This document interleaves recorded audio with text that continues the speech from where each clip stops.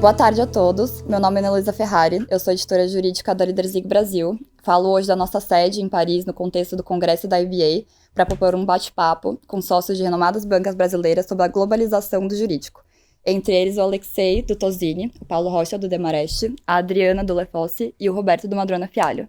Um prazer estar com vocês aqui hoje e passo a palavra para a Adriana para a gente começar esse bate-papo. Obrigada, Ana, é um prazer estar aqui com vocês.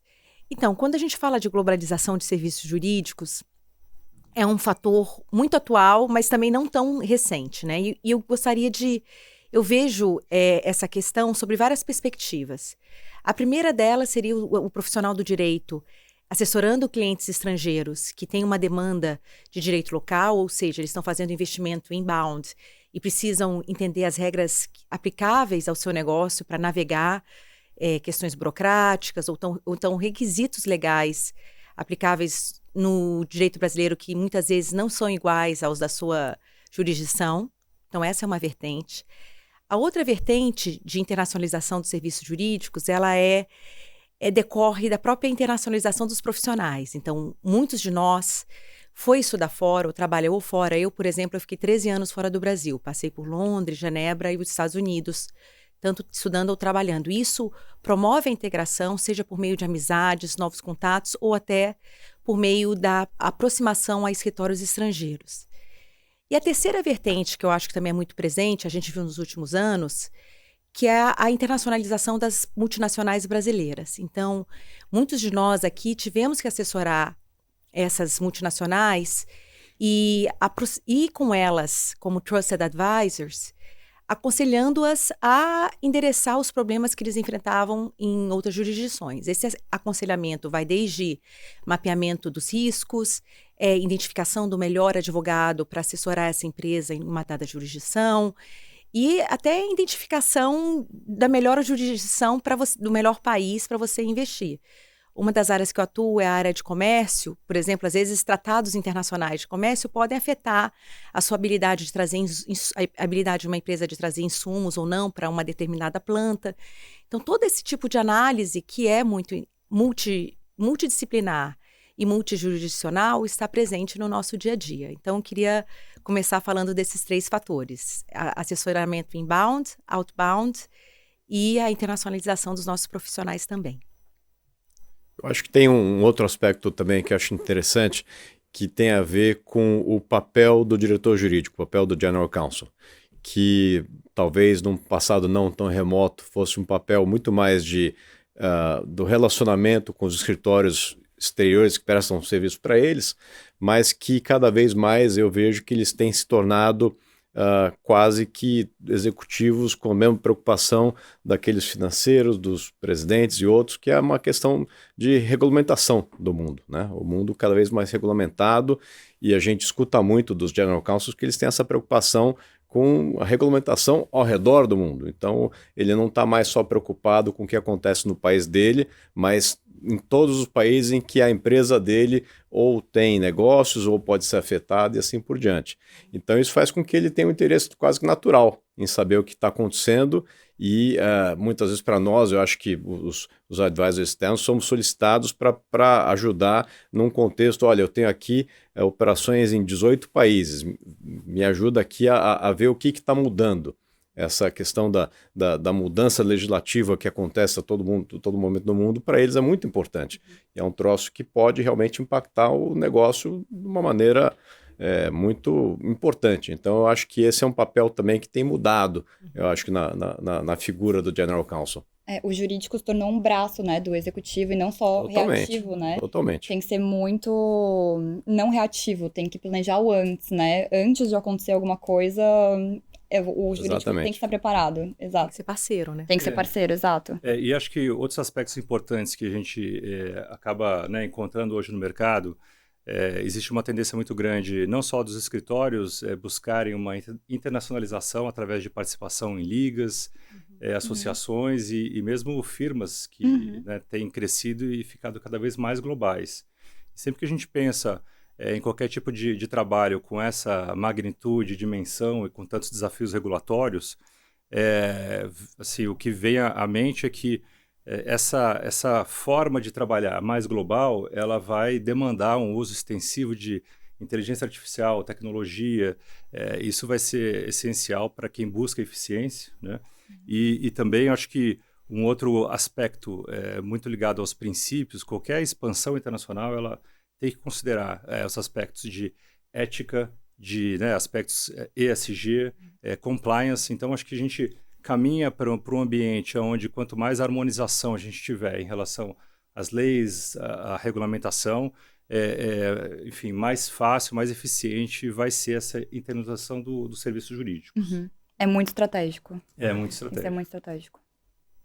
Eu acho que eu focaria nessa minha intervenção inicial no advogado brasileiro, né? Como o advogado brasileiro é visto hoje em dia no mundo, né? O advogado brasileiro que trabalha, que milita na área internacional, entre grandes transações cross-border, ele é visto como parte da elite da advocacia mundial. A gente está aqui na IBA, na International Bar Association, a conferência, temos mais de 7.000 advogados participando aqui da conferência, e é consenso, né, que os grandes advogados brasileiros, das grandes operações, eles não deixam nada a dever para os advogados de outros países do mundo. Essa é uma tradição que cada vez mais se verifica, seja por conta do nosso trabalho, né, de sempre preparar as novas gerações de advogados, mandando para estudar fora, para também trabalhar fora do Brasil. As faculdades brasileiras cada vez mais começam a fazer parcerias com faculdades internacionais para você permitir um intercâmbio, né, também fazendo desde cedo, né, essa exposição internacional. Mas também o Brasil, apesar de ser um dos últimos países do mundo a abrir a advocacia para a advocacia internacional, né, que a gente tem presença dos escritórios estrangeiros, mas fazendo direito estrangeiro, não brasileiro, mas a gente tem muito escritório brasileiro já fora do Brasil e também alguns escritórios internacionais dentro do Brasil fazendo direito estrangeiro. Então essa troca de experiência em grandes operações em nível global, né, você permite certamente colocar a advocacia brasileira num outro patamar. Então eu acho que a advocacia é feita de pessoas, né, e os nossos advogados são quadros excelentes, né? Os escritórios que estão aqui, por exemplo, entre outros, investem muito em formação, né, de advogados, né? Então isso traz uma riqueza, um material humano que é sim muito elogiado aqui fora, né? E nessa linha do que você estava falando, além da gente, na parte de transações, você tem dispute resolution, os advogados brasileiros muito bem treinados. Então, você vê advogados brasileiros liderando arbitragens internacionais, defesas em contenciosos da Organização Mundial do Comércio e ainda servindo como expert witness. A gente tem vários casos na minha área anticorrupção, a gente já teve essa oportunidade de servir em problemas muito complexos fora do Brasil. Tudo isso para ratificar o que ele fala da qualidade do reconhecimento dos nossos advogados. Eu queria pontuar, além do risco regulatório que o Paulo falou, eu tenho notado que os gestores jurídicos de empresas também estão muito preocupados com os riscos geopolíticos, principalmente daqueles que exportam minerais ou produtos que agora a gente vive num contexto desafiador, tem sanções econômicas, às vezes você vende, você não consegue receber. Então, outro fator de internacionalização que eu tenho visto muito é a questão dos riscos geopolíticos. E como eles impactuam nos negócios. E eu acho interessante esse ponto da arbitragem e também de alguma forma, a exposição que os, advogados brasileiros vêm tendo às melhores práticas transacionais internacionais. Isso faz com que, não só para operações de mercado de capitais, né, IPOs, onde efetivamente você acaba tendo, em muitos casos, uma emissão no Brasil ou fora do Brasil acontecendo de maneira simultânea, mas acho que muito daquilo que se aprendeu, né, com a melhor prática internacional do direito, os escritórios e os advogados brasileiros acabaram incorporando em suas práticas locais. Então, acho que tem uma evolução muito clara da maneira como os documentos são produzidos, da forma como as negociações elas são, né, travadas. E tudo isso, de alguma maneira, também é um reflexo de uma boa influência das melhores práticas internacionais, né? A gente vê hoje em dia, é muito comum você ter câmaras internacionais de arbitragem sendo, né, eleitas para a solução de disputas em operações de M&A. Enfim, isso de alguma forma contribui também para uma harmonização, né, e uma linguagem mais ou menos comum na advocacia brasileira, que está muito em linha com o que acontece no mercado internacional, nas melhores, nas legislações mais sofisticadas, mais utilizadas, principalmente, né, para financiamentos, para transações de M&A. Então, acho que tudo isso vem ao longo, né, talvez da última década e meia, efetivamente transformando a cara, né, da advocacia brasileira, dos documentos, a forma como a gente efetivamente implementa as transações. Sim. É o que a Adriana falou, como o cenário, né, geopolítico e regulatório, como o Paulo falou, é tão complexo que o advogado brasileiro não tem opção senão ser super qualificado, como o Alexei falou, né? Por isso que o advogado brasileiro não deve em nada, porque está tão adaptado, né, a situações tão complexas, a resolução de disputas, de contratos tão complexos, cenário político tão complexo, que ele acaba estar preparado para qualquer situação, né? É verdade. Nossa declaração de que realmente o nosso nível da advocacia no Brasil atingiu os níveis do mundo, não tenha dúvida nenhuma. E que também os documentos, a gente vê muitas vezes clientes vindo pela primeira vez ao Brasil sem saber muito bem o que vão achar. Eu acho que para eles é uma surpresa boa até saber, olha, não, vocês estão realmente nesse nível aqui, então para mim é muito confortável lidar com isso aqui. E para nós, escritórios que podemos então atender os clientes com esse nível aqui, também sempre é uma satisfação. Sim. Até uma pergunta nesse sentido, assim, na opinião de vocês. Recebendo uma empresa que nunca fez negócio no Brasil, estando nas bancas que vocês atuam hoje, como que você falaria, assim, primeiro para esse novo cliente que nunca teve acesso a nada de mercado brasileiro? Assim, um conselho? Tem um pouco de paciência. Uhum. Nem tudo acontece na velocidade que você está acostumado no seu país, nem tudo é igual, são culturas diferentes, são legislações diferentes, ainda como bem colocado, a nossa legislação está avançando cada vez mais. Eu acho que se você pegar na região, o Brasil tem legislações muito avançadas em quase todas as áreas, e outros países que são muitas vezes vizinhos não têm alguma coisa parecida, mas mesmo assim, para o estrangeiro de primeira viagem no Brasil, tem certas coisas que ele ainda se surpreende um pouco. Acho que a nossa legislação trabalhista, a nossa legislação tributária são aquelas que realmente às vezes chamam mais atenção, talvez a legislação ambiental também, que é uma das mais rigorosas do mundo, a brasileira, mas nada que eu acho que com bons advisors ao lado dele não consiga navegar e ainda quando exista realmente algum risco, e realmente há, né, o Brasil não é livre de riscos, o Brasil não é um país tão fácil, mas com os assessores certos ali ajudando o cliente, não tem nada que impeça ele de fazer um bom negócio, ter uma boa desenvoltura para a empresa dele no Brasil. Pelo contrário, o Brasil é um país de grandes oportunidades, né? Por exemplo, se você pega o setor de infraestrutura, a gente ainda está muito carente, setor de energia, a gente tem muita coisa para investir. E eu acho interessante, eu gosto sempre de perguntar quais são os objetivos da empresa que pretende atingir no Brasil, e a gente vê como que a gente pode assessorá-lo, utilizar o direito para realizar esses objetivos, né? Uma visão otimista. Sempre, passar, né? sempre. O advogado, quando tem esse primeiro contato, né, também tem um lado que não é só o técnico jurídico, né, é um pouco do educacional também. Não é todo cliente que conhece muito bem o Brasil, tem alguns que conhecem, tem outros que não conhecem o Brasil. E para aqueles que não conhecem no Brasil, é bom desde o começo entender que o Brasil tem muitos desafios, Paulo comentou alguns deles aqui, mas também tem muita oportunidade. Né?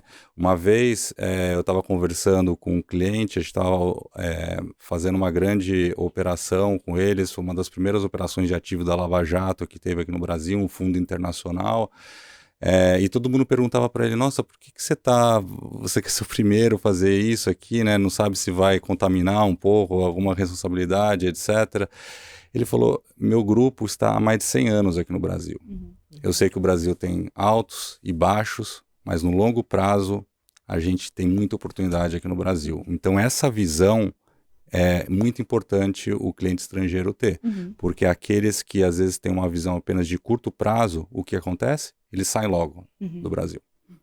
É a regra do investimento, né? Quanto maior o e risco, maior o possível retorno. E é interessante essa perspectiva, porque quando vem um cliente que nunca teve contato com o Brasil, depois que você inicia, né, educa o cliente com relação a esses aspectos, que a gente tem talvez uma cultura, né, de litígio contra o fisco, questões trabalhistas, enfim, depois que você faz esse trabalho de educação inicial, acho que, né, 2 pilares que trazem muito conforto é você dizer que o Brasil sim é um país onde se aplica, né, o princípio rule of law, então a gente tem rule of law no Brasil e é uma democracia. Então, acho que bem ou mal, esses 2 pilares, depois de todas as adaptações, enfim, os altos e baixos, né, que esses clientes internacionais que investem a longo prazo no Brasil, eles já se acostumaram, né, com os ciclos e até sabem aproveitar bem os ciclos, mas eu acho que traz um conforto para o investidor que vai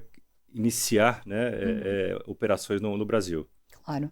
E em relação a perspectivas, né, como o Alexei falou, agora para 2024 tem indústrias, setores, áreas que vocês estejam olhando, que o escritório de vocês estejam olhando, investindo, querendo trabalhar mais e acreditam que seja o futuro? Isso é mais, eu acho, mais do que a gente acha, mas do que o mundo dos clientes e dos investidores acham, né? E muitos enxergam que o Brasil está de frente de uma grande janela de oportunidade como país. Não aquele velho chavão do país do futuro, como a gente teve muito tempo e não soube aproveitar as oportunidades, mas concretamente uma grande janela de oportunidade. Uma janela de oportunidade que se reflete em algumas conjunções de posições que o Brasil assume agora no curto espaço de tempo, né, presidência do G20, logo mais vamos ter uma COP no Brasil, além de algumas outras oportunidades, mas unindo com uma transição para uma nova economia, uma economia mais sustentável também, todo o nosso potencial que a gente tem, seja de recursos naturais, biodiversidade, a própria Amazônia, o Brasil ele não vai ser mais um player nessa transição para uma nova economia, ele vai ser provavelmente o país ou um dos países que vai estar liderando essa transição. Então, muitos falam que o Brasil vai ser o grande exportador, por exemplo, de crédito de carbono para o mundo, né? Entre outras iniciativas também como de biodiversidade e a própria questão da alimentação mundial. Então, o que a gente precisa organizar estrategicamente o mundo, né, dos negócios, né, convergindo e facilitando esses investimentos que venham também para o Brasil para viabilizar essa transição e destravar esse potencial imenso que pode ser, no começo, via infraestrutura, entre outras áreas lá, mas pensando do ponto de vista de janela de oportunidade no mundo e não apenas no Brasil, como a gente vai estar inserido no mundo, essa é uma grande oportunidade que a gente tem como país. E como tudo tem 2 lados, essa grande oportunidade também traz em si um desafio para as empresas se adaptarem. No sentido da demanda ESG, vários países ao redor do mundo, com destaque para a União Europeia, têm colocado em vigor alguns requisitos que se estendem à produção, né? Então, são alguns requisitos de proteção aos direitos humanos, proteção ao meio ambiente. Empresas listadas têm que submeter formulários indicando seus compromissos ambientais, e tudo isso coloca as empresas brasileiras num grande escrutínio. Porque, por exemplo, as autoridades como a SEC, né, que é a CVM dos Estados Unidos, vão ver se esses formulários estão condigentes com a verdade, com a realidade. Então, isso também é uma grande oportunidade que a gente tem, considerando as nossas riquezas naturais, mas também coloca sobre as empresas uma obrigação maior de cuidado e de controle sobre a sua cadeia produtiva e sobre os terceiros com os quais elas se relacionam. Eu enxergo também com otimismo esse papel do Brasil. O Brasil, se você pensar a dimensão continental, um mercado tremendo, talento, nós temos uma total falta né, não temos terremotos, não temos furacões, não temos nada disso, e ao mesmo tempo eu concordo que tem uma brecha agora, uma janela importante que pode ser para o Brasil para assumir um protagonismo.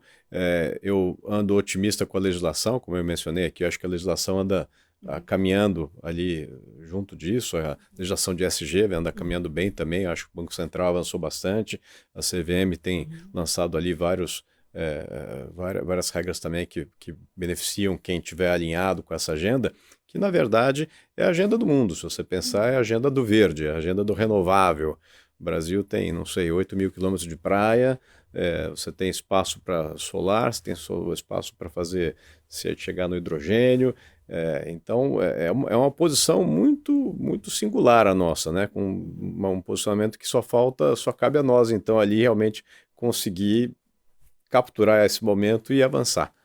Sim. E como toda janela de oportunidade, a gente enxerga que tem muito a ser feito no Brasil, né? Então, a gente acaba pensando naturalmente quais são os segmentos onde haverá muita oportunidade, muito investimento, né? Isso, puxando um pouco, né, a fala do Alexei, você pensa logo em infraestrutura, em energia, junto com isso, os segmentos de saúde, educação, em algum momento, né, em que a economia estiver tracionando mais fortemente, você vai ter também uma participação forte do varejo, enfim. Então, acho que, naturalmente, quando essa janela de oportunidade começar a ser tangibilizada, né, a gente vai, enfim, ver um grande motor ali de desenvolvimento em diversas áreas, né? Então, acho que a gente tem, sim, muita gente aposta que, em algum momento, a partir do ano que vem, a gente vai ter uma nova janela para IPOs, né, operações de mercado mais estruturadas, enfim, né, dependendo um pouco da curva de juros, né, se tudo contribuir, mas acho que existe não só um otimismo, mas muitas condições, né, para que o Brasil efetivamente alcance, né, esse potencial, enfim, da forma como ele merece, né? Claro. Esse aspecto é interessante porque nós estamos aqui na IBA, nessa conferência, né, 7.000 pessoas, e obviamente tem um monte de painéis técnicos, né, palestras, etc. Mas o que os escritórios, voltando à sua pergunta inicial, fazem muito aqui também? Reuniões. Reuniões com escritórios estrangeiros. A gente está interagindo aqui, trocando melhores práticas, networking, contato, né? E quando a gente começa a falar do Brasil, né? Muitos falam, pô, então o Brasil, né, é o país para estar lá, né? Depende da gente. Mas assim, as oportunidades são essas, né, que estão dadas, né? E falando até um pouco dessa transição para o novo normal, uma economia mais sustentável, obviamente que o verde é importante, a questão do clima é extremamente importante também, mas isso a gente acaba importando muito os benchmarks, os parâmetros internacionais, né, do Europa, onde vem, mas aonde também o Brasil pode sim ter uma vocação natural para liderar, por ser um país em desenvolvimento, o social. A gente não tem como esperar, né, uma transição justa, né, para uma nova economia, esperando que o social venha de países desenvolvidos, liderar essa jornada, né? Então, o Brasil tem muito a contribuir, obviamente, no clima, na questão de biodiversidade e na questão ambiental, mas liderar fundamentalmente a questão social, porque a gente não tem como ter net zero, a gente não tem como ter uma economia de mais baixo carbono, com gente passando fome, com gente com dificuldades sociais, de inclusão social, entre outras questões, né? Sim. Você acredita que esse seja o maior desafio hoje em dia que o Brasil tem para ter esse posicionamento tão estratégico no mercado? Eu acho que a gente precisa construir isso ainda como nação, né?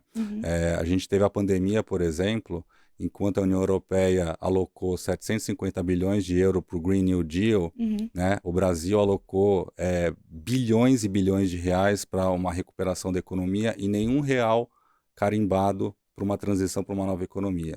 O dinheiro foi gasto, já foi lá. Qual foi o problema? Não teve direcionamento, não teve uma estratégia. Então a gente precisa definir esses parâmetros e sim, o social ele tem que estar na agenda, porque senão a gente não faz uma transição justa, né? Claro, e até estendo essa pergunta para vocês também. Qual vocês acreditam que seja o maior desafio hoje para o Brasil nesse papel tão estratégico, nesse momento tão estratégico? Acho que eleger um fator só é sempre complicado, né? Eu acho que Eu também acho. você tem social, você tem educação. Educação é um troço fundamental, porque acho que está atrelado com o que a Alexia falava aqui. Acho que sem a educação, o social também é incapaz de avançar. E eu acho que se a gente conseguir também melhorar um pouco o aspecto político, a gente vem de um período não muito simples, que acho que ainda está um pouco conturbado, e eu acho que não é assim o Brasil, né? O Brasil é um país conhecido por gente amistosa, é um caldeirão de culturas, então tem que ter um pouquinho mais de esforço também, acho que no cenário político. Eu concordo totalmente com o Paulo e eu queria salientar a questão da educação e, de novo, da infraestrutura. Porque, falando de infraestrutura em sentido amplo, né, facilitar o acesso dos nossos produtores, até os rurais, aos portos, toda essa questão de infraestrutura, muitas vezes básica, a gente ainda tem um investimento a ser feito. E a simplificação das transações, dos negócios, de forma ampla, né? Simplificação da tributação, para que a gente possa se inserir de uma forma mais eficiente no contexto internacional mesmo. Tem grande demanda para o que a gente faz. E acho que, de novo, sem conseguir eleger um único fator como sendo, né, o principal fator, mas sem uma atividade econômica muito forte, sem um ambiente favorável de negócios, você acaba não tendo muitos elementos para implementar as políticas sociais, né, de educação, energia, infraestrutura. Então, é muito importante que, de alguma forma, você retome ou tenha um ambiente de negócios muito favorável, porque no final do dia ele vai ser o grande motor para que você tire os recursos, né, para implementar as políticas que são necessárias para alcançar esse nível de desenvolvimento. Eu queria falar um pouquinho dessa questão da internacionalização das nossas companhias, né, e a dificuldade que muitos dos nossos clientes têm em vislumbrar os impactos de algumas condutas, algumas decisões, né? E no passado recente a gente tem visto grandes empresas brasileiras respondendo a questões fora do Brasil e essa mudança de perfil que foi imposta também pra gente. Sempre a gente teve um advogado americano ou europeu como Trusted Advisor dos nossos clientes que vinham para o Brasil. E agora a gente está vendo a advocacia brasileira prestando esse papel com muita qualificação, assessorando os nossos clientes a navegar essas outras jurisdições, nessas outras demandas. E isso é relativamente recente, né? Uns 20 anos, não é uma coisa tão antiga assim. E o que eu tenho visto é que os advogados de das grandes companhias brasileiras que gerenciam o jurídico a partir do Brasil são muito qualificados e não deixam a desejar nenhum grande líder de departamento jurídico de grandes multinacionais. E é um papel que eu particularmente imagino como muito interessante de se desempenhar, né? Tá do Brasil gerenciando várias frentes de ação de uma empresa a nível global, acho que é bem bacana. Sim, super. É exatamente o que a gente falou, do jurídico parar de ser reativo e se tornar cada vez mais estratégico e um braço realmente do executivo dentro da empresa, né? Vejo muito isso acontecendo. Sem dúvida, e eu acho que é importante que isso venha a reboque também do conhecimento do advogado sobre o negócio do cliente. Né? Cada vez mais a gente sente que o cliente ele escolhe talvez um bom escritório, uma boa placa, mas ele também está atrás do advogado que conheça o negócio dele. Então ele está querendo saber, você entende o que eu faço? Você sabe o que eu estou fazendo aqui? Porque isso aqui no final do dia para ele é muito importante. Então é um papel que nós como escritórios também, acho que cada vez mais a gente está preocupado em fazer com que as nossas fileiras ali, ao atender o cliente, saibam, entendam daquela indústria, daquele negócio, daquele ramo, que isso vai reverter em benefício do cliente. Sim. E tem o fator da tradução do jurídico, né? Às vezes eu converso com empresas e eles falam, às vezes o escritório me retorna com um parecer e eu só quero que tenha esse papel de tradução, porque eu não entendo da legislação. Eu só quero um sim ou não, assim, simplificar, né? O jurídico, deixar o jurídico mais acessível. É tanta burocracia, né? No tributário, como você falou, Adriana, que eu acho que essa questão da tradução do jurídico tem sido muito relevante também dentro dos negócios, ainda mais negócios novos, tipo, jovens, inovadores, eles querem um pouco mais de rapidez e um pouco disso, mais simplificar, né, o direito. O advogado, por natureza, eu acho que ele gosta de falar, gosta de escrever, né? E eu acho que é uma verdade que você resumir toma mais tempo do que, às vezes, escrever longamente. O Né? simples é o mais difícil. Exatamente. Então, eu não tive tempo de resumir, então aqui vem o memorando longo. Mas eu estou de acordo que os clientes hoje em dia, eles querem, olha, você vai mandar um memorando longo? Manda primeiro a conclusão e depois você me explica. Mas eu não tenho tempo para ler, eu preciso de uma resposta mais clara, e isso é uma coisa nossa de formação. Eu acho que todos nós aqui hoje em dia nos escritórios, ainda que a tradição brasileira jurídica, especialmente no contencioso, talvez, fosse realmente ser um pouco mais longo ao explicar as coisas para o cliente. Hoje em dia, todos nós estamos ali, olha, seja mais executivo, seja mais direto, começa pela conclusão e assim por diante, é o que o cliente deseja. E falar a linguagem dele, né, Paulo? Sem dúvida, sem Porque dúvida. às vezes vocês têm, a gente está com várias gerações, a gente tem clientes que são mais novos que a gente, né? E a gente tem esse exercício de chegar e falar para eles de uma forma muito simples. Essa questão do advogado distante, acho que, pelo menos na minha experiência, está cada vez mais longe, né? A gente tem que estar muito próximo, seja como linguagem, próxima do negócio, como o Paulo falou. E é um exercício interessante, porque ao mesmo tempo em que existe uma busca, né, por um legal advice conciso, preciso, o mundo está cada vez mais complexo e sofisticado. Né? Então, como é que você consegue efetivamente dar aquele aconselhamento curto, preciso, né, direto, mas sem ignorar a complexidade. Né? Então, é interessante, mas não deixa de ser desafiador.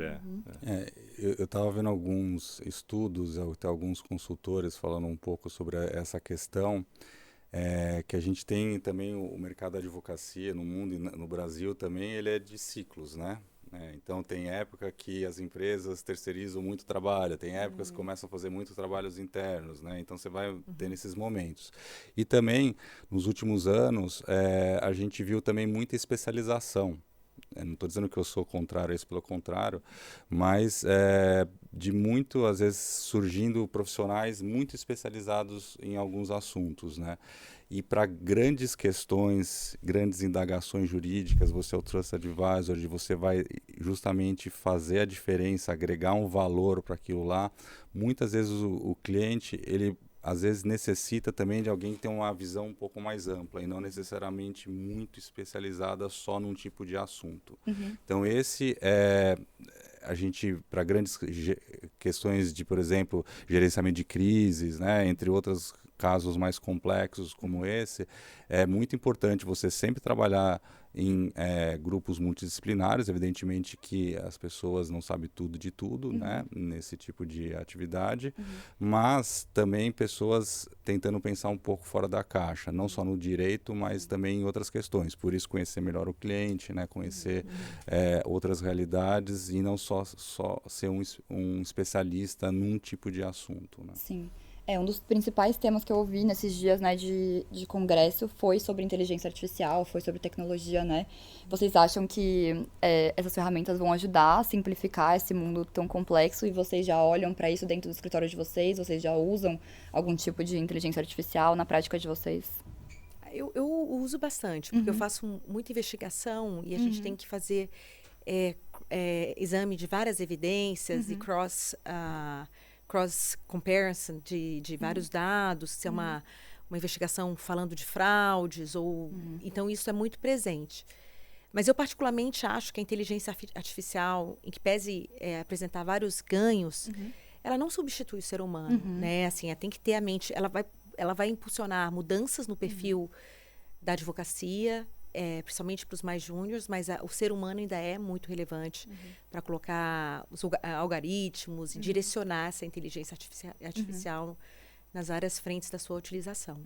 Eu acho que ela vai valorizar o humano, né? Eu acho que no final das contas, aquela interação com o cliente que nunca vai ser substituída vai ser mais valorizada, ao mesmo tempo em que talvez o que seja menos sofisticado, menos complexo, vai perdendo um pouco então de valor, porque a ferramenta vai fazendo isso.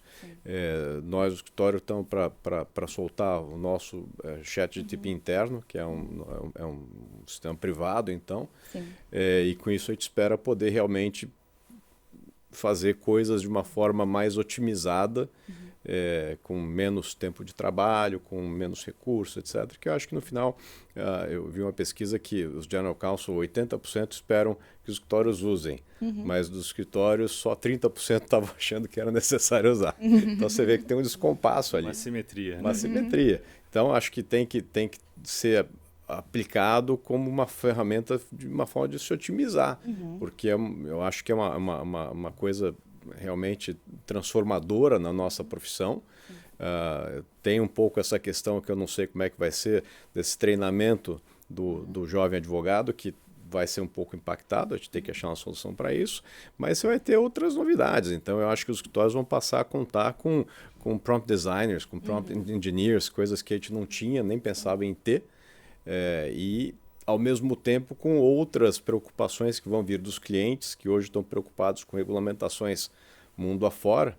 O Brasil, ainda bem, está caminhando bem, tem um projeto de lei bastante avançado, que é inspirado no projeto europeu, que também ainda não foi passado, ele está para ser passado, e é um projeto que ele é substancial, ele coloca ali, então, também 2 níveis de regulamentação, coisas que são proibidas, coisas que são permitidas com escrutínio, assim por diante.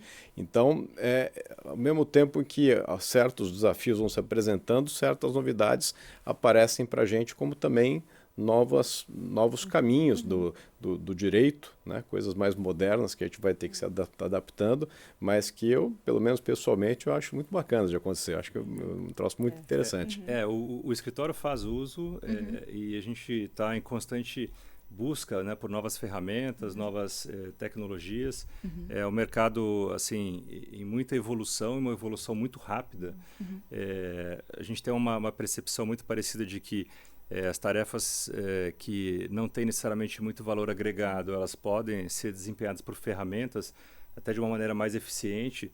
Cada vez menos os clientes têm disposição para pagar por tarefas que não tenham assim, tanto valor agregado.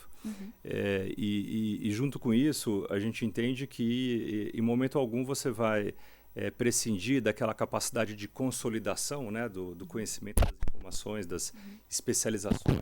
Então, o papel do advogado ele vai continuar sendo muito relevante a despeito de, né, qualquer especialização ou utilização de tecnologia que você possa eventualmente, né, fazer no dia a dia, na prática da sua atividade. Mas a gente vê com bons olhos. Assim, tem um universo muito grande para desenvolvimentos.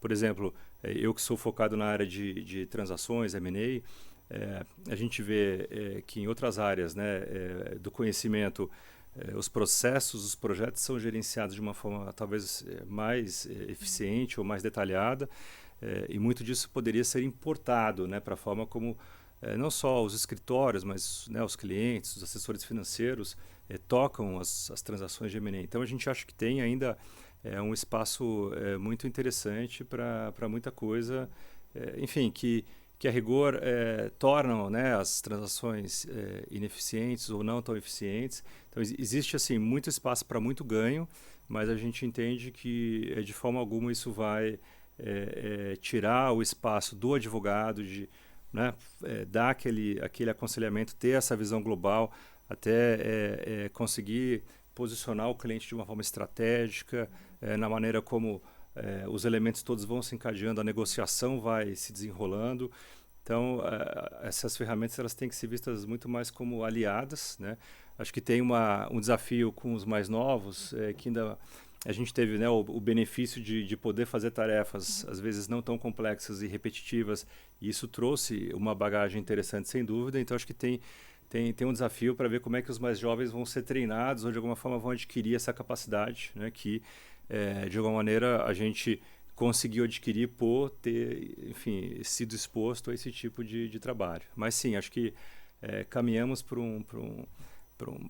uma mudança na forma como a advocacia transacional, pelo menos, pode ser exercida, né? E, enfim, estamos todos aí ansiosos e curiosos, né, para ver o que o futuro reserva. Você sabe que até nos contenciosos, em disputas, em muitas petições há a utilização de infográficos. Agora é muito visual, né? A gente vive numa era visual. Visual law se tornou eu gigante. acho a tecnologia um grande aliado. Eu gosto muito. Sem dúvida. A gente também do Tozini Freire acredita muito no viés da tecnologia, mas a gente também enxerga que a tecnologia ela não substitui o ser humano por algumas razões inerentes ao ótimo advogado, que a máquina nunca vai fazer isso, como a persuasão, a empatia, a criatividade e o senso crítico. Essas características máquina nenhuma vai fazer. Então, e o bom advogado, né, aquele que está trabalhando nos grandes casos, que o cliente realmente vê a diferença fazendo lá, ele precisa dessas características. O ferramental, a inteligência artificial vai ajudar muito, a gente vai ganhar eficiência. Mas o valor adicionado que a gente vai dar continua no ser humano. Há 5 anos atrás, a gente criou um programa que chama Think Future de TF, Tozini Freire, né, de Think Future, muito com o olhar da inovação. Obviamente, o viés, o pilar da ferramenta, né, mais recentemente até de inteligência artificial, Visual Law, como você mencionou, hoje tem petições em juízo que parece uma história em quadrinho, né, do que propriamente uma petição tradicional. Então, isso tudo desafiando, né, os advogados sempre com o olhar da inovação. A inovação em si, que é um dos nossos pilares, né, que a gente acredita muito e que a ferramenta ela ajuda a potencializar essa inovação. Até porque nem toda inovação tem a ver com tecnologia. Né? Tem muita coisa sendo criada, produtos que a gente está criando, produtos financeiros sendo criados que não tem a ver com tecnologia. Mas ela ajuda muito a desenvolver e destravar esse potencial. Né? Não, perfeito. Bom, queria agradecer a presença de vocês todos aqui hoje na nossa sede. Foi um grande prazer, uma honra para mim fazer esse bate-papo com vocês. E até uma próxima. Obrigado pelo Tchau, convite. Obrigado. Obrigada. Obrigada, pessoal. Tchau, tchau. Prazer.